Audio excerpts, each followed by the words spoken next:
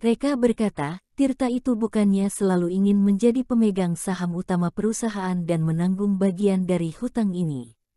Kalau begitu aku akan memenuhi keinginannya. Setelah berbicara, Reka mendekat ke telinga Edo dan memberitahu rencananya. Mendengar ini, Edo tertawa keras, memang benar, orang yang berhati sempit tidak layak menjadi bos, Tuan Valkyrie, aku telah mempelajarinya. Reka, terlalu berlebihan. Pada saat ini, Katie selesai membuat teh dan membawanya kemari, kemudian menuangkannya untuk Serat dan Hakim.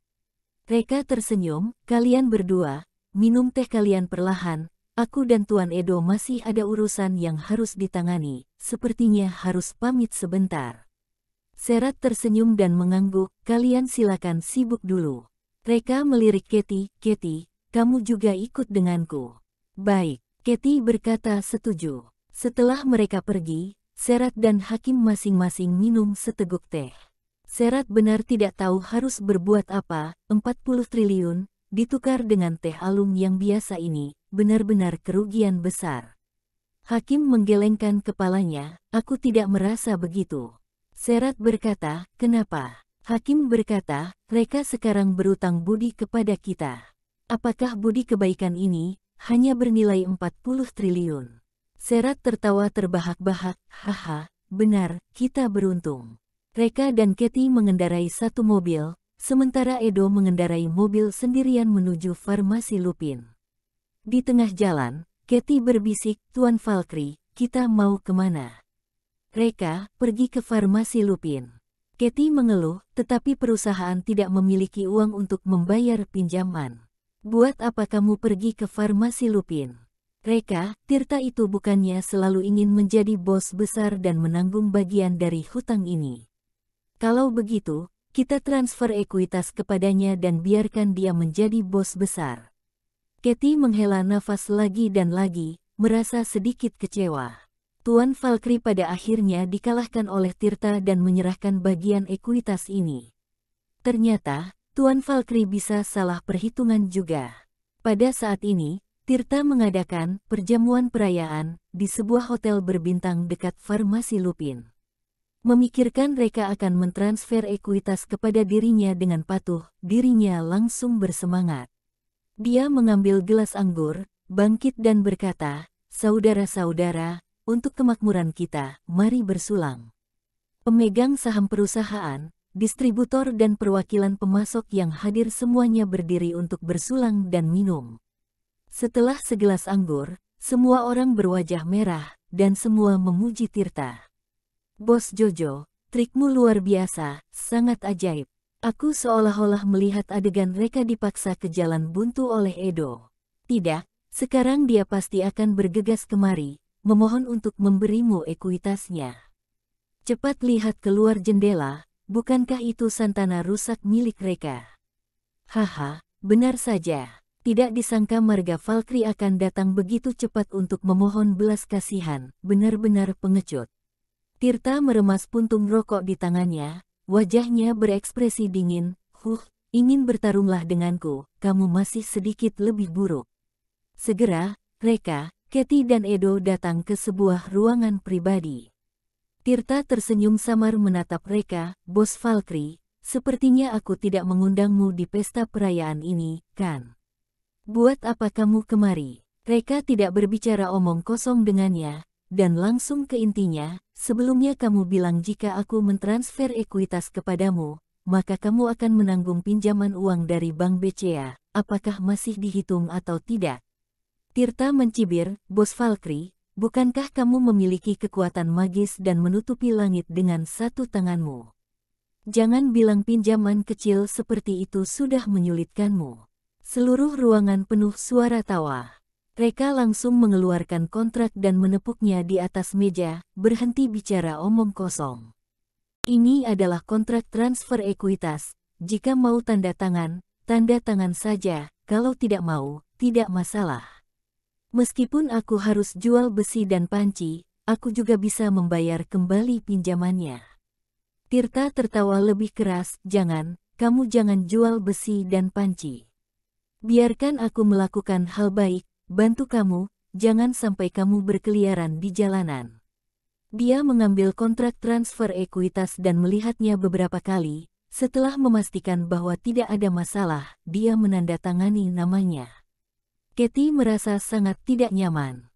Ekuitas yang begitu susah payah dimenangkan, dilepaskan begitu saja. Hei, semua gara-gara Tuan Valkyrie terlalu arogan dan terlalu percaya diri. Tirta dengan hati-hati menyimpan kontraknya, lalu menatap mereka. Sekarang kamu bukan lagi anggota Farmasi Lupin, silakan pergi. Kami sedang mengadakan perjamuan perayaan. Kamu sebagai orang luar, tidak cocok jika ada di sini, kan? Reka melipatkan kedua tangannya di depan dada, tersenyum dan tidak berbicara.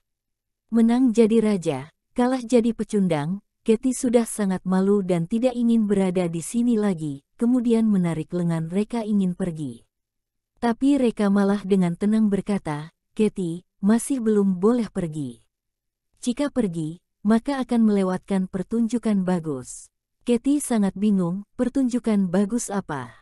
Tirta juga memutar bola matanya dengan tidak senang dan berkata, jika ingin menonton pertunjukan, pergi saja ke teater. Kami sini tidak ada pertunjukan bagus yang bisa kamu tonton. Edo tiba-tiba berkata, adik sepupu, sekarang kamu adalah pemegang saham utama perusahaan, dan hutang ini juga sudah harus kita selesaikan, kan? Tirta tertawa dan berkata, jangan khawatir, kakak sepupu, aku akan memberi kamu 2 miliar pinjaman. Edo menggelengkan kepalanya, tidak, modal dan bunganya 5 triliun. Tirta sedikit bingung, kenapa jadi 5 triliun? Bukannya kita sudah sepakat, tunggu setelah mengambil ekuitas. Aku hanya perlu mengembalikan pinjaman pokok 4 triliun saja kepadamu. Mengapa tiba-tiba dihitung bunga?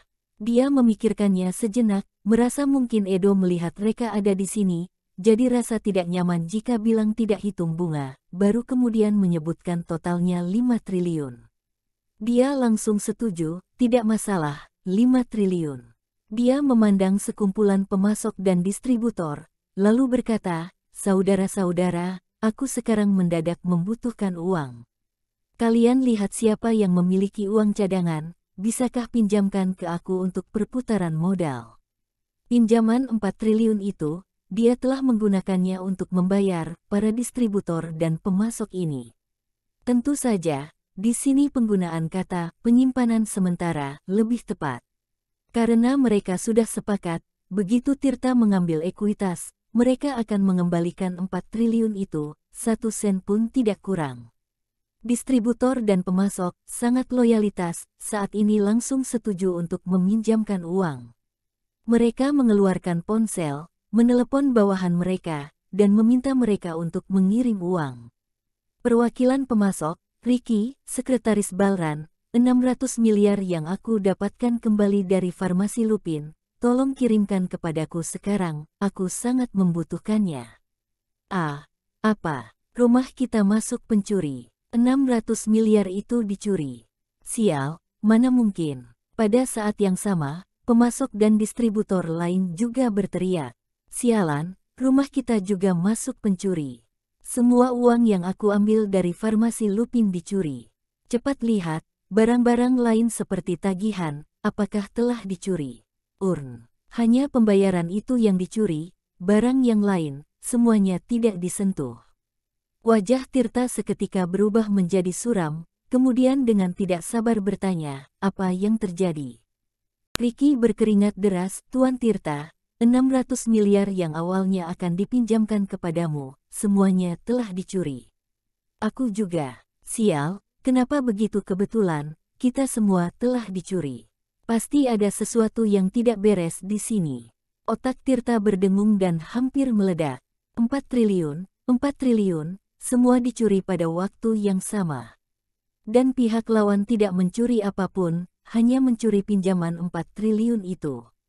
Jika bilang ini tidak ada yang tidak beres, hantu pun tidak percaya. Reka, pasti Reka sialan yang melakukan ini. Dia mengertakkan gigi dan menatap Reka, sial, marga Valkyrie, kamu benar-benar tidak tahu malu.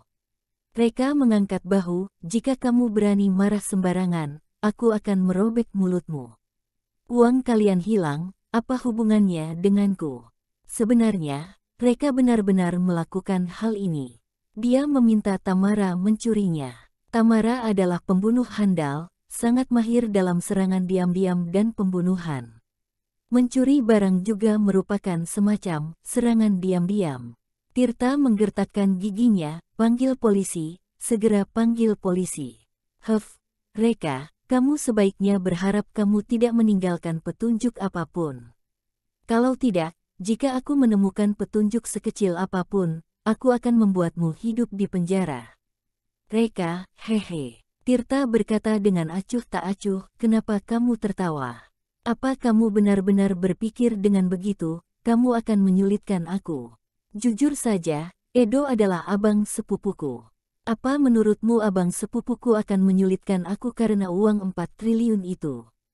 Edo tampak tidak senang, adik sepupu, jangan bicara omong kosong, segera bayar uangnya.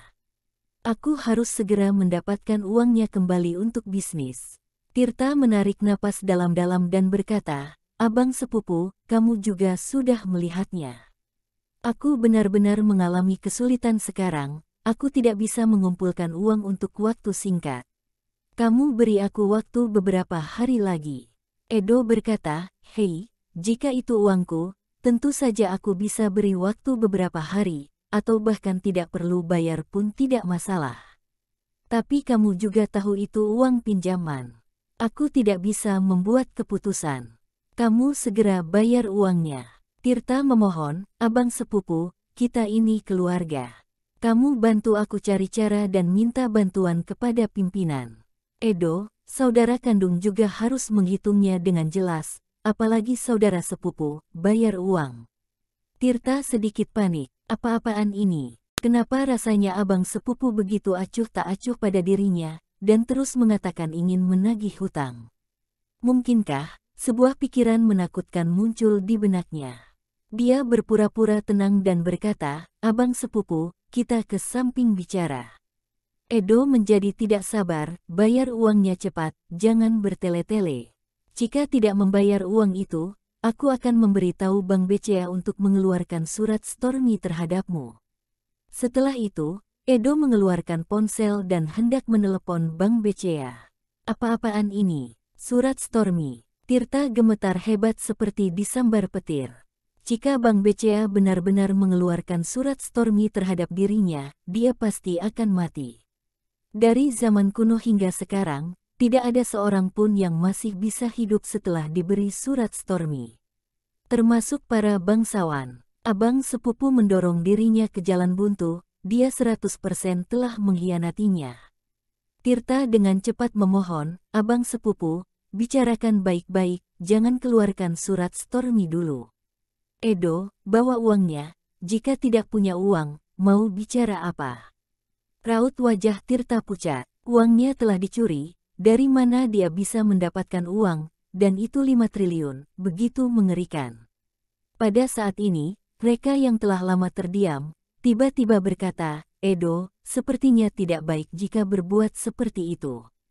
Kalian ini adalah kerabat dekat yang memiliki hubungan darah, kamu tidak boleh memaksa orang ke jalan buntu. Atau begini saja, Tirta, bagaimana kalau aku memberimu kesempatan? Transfer ekuitas kepadanya, biarkan aku akan menjadi bos perusahaan, aku akan menanggung hutang ini. Tirta menatap tajam ke arah Reka, rasanya ingin menelan dia hidup-hidup. Tidak heran barusan dia mentransfer ekuitas kepada dirinya dengan begitu mudah, ternyata sedang menunggu ini. Dia buru-buru berkata, baik, aku akan mentransfer ekuitas 50% kepadamu segera.